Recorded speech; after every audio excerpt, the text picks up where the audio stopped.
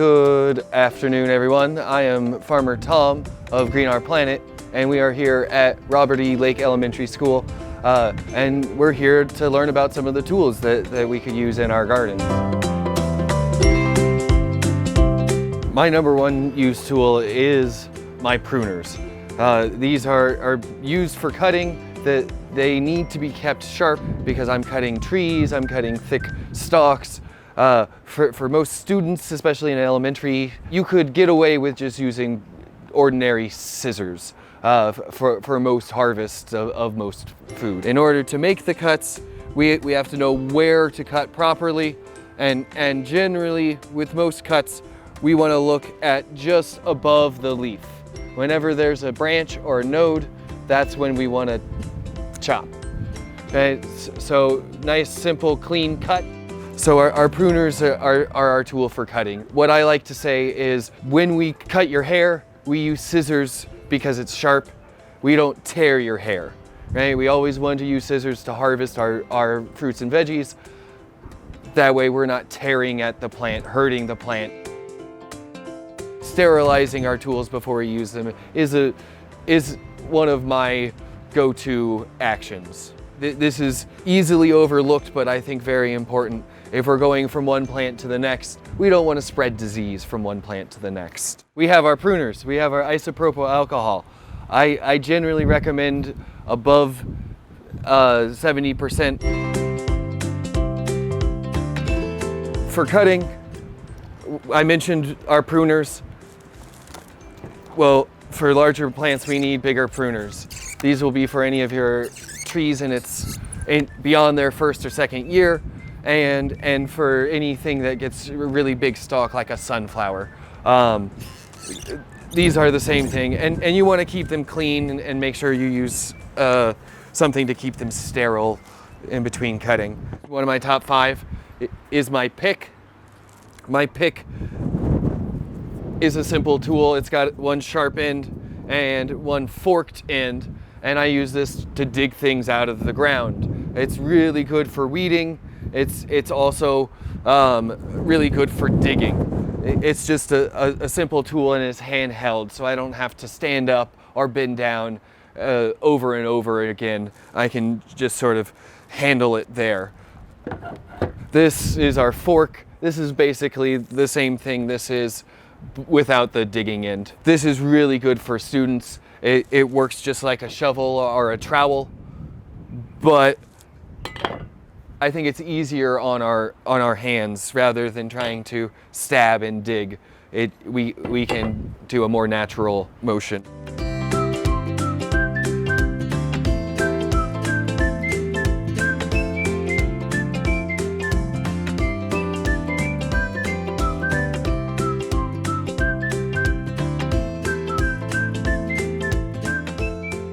For digging and for things on the ground, it's always good to have a shovel. I mentioned our trowel, our hand shovel, but this shovel is a really good tool to have. Hand shovels are more for smaller things, for getting down and planting things, whereas this is for removing things or preparing the space for you to work.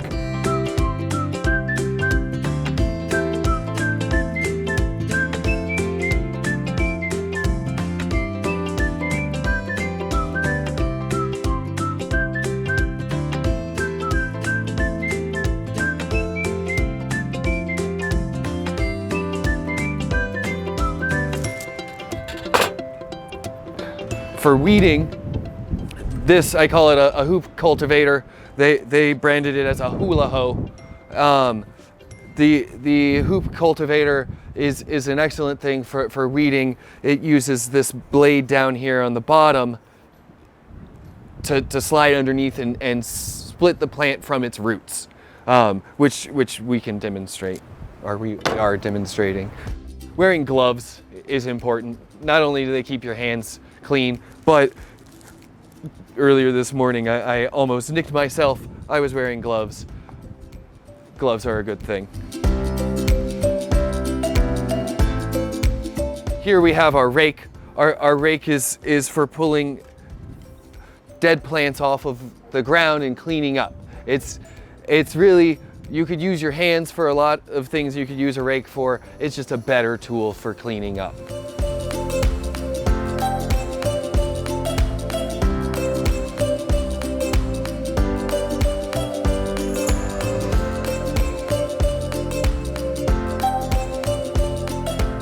You could use a hard rake or a soft rake. We usually use our soft rake here for cleaning up things like leaves and weeds once we've pulled them out. If you have small students, you might want to go for a small rake. There's plenty of tiny rakes that people can use. And very useful, a bucket, right? You can put things in it, you can use it to move things from one place to the next. Having a bucket is always a good thing in a garden. Other tools that we have, hammer. This is just a soft mallet.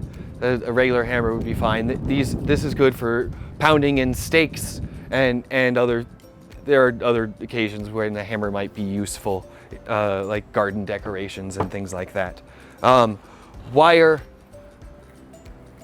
is good. You can use it to hang things up. You can use it to guide certain plants like vines along the fence or whatever their trellis that they are on. Having some sort of rope or twine or wire is always, well, is usually going to be a beneficial thing. Watering buckets, watering cans just makes it easier than pouring water on it with a bucket. Useful, but not completely necessary. Students always look cool hanging out with a watering bucket.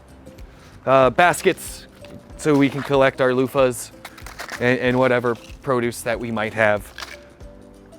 And I mentioned stakes. These are bamboo stakes. You might have or use more thicker stakes, but these bamboo stakes are good for trellising up peas or other vining plants.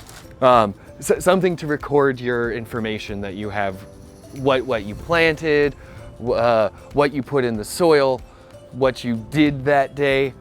These are useful things to keep track of, almost like a journal, but a garden journal.